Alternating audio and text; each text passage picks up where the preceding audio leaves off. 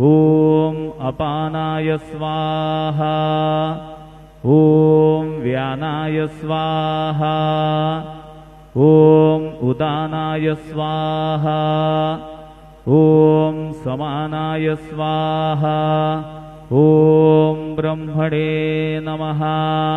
नैवेद्यमध्ये पानीयं समर्पयामि पुनर्नैवेद्यं निवेदयामि।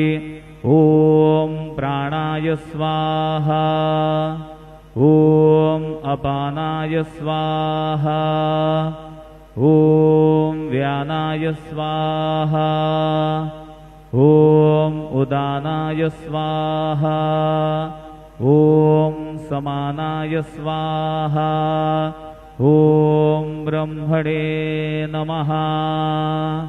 नैवेद्यं समर्पयामि हस्तप्रक्षालनं समर्पयामि मुखप्रक्षालनं समर्पयामि। शेषोपचारार्थे प्रार्थनापूर्वक नमस्कारं करोमि।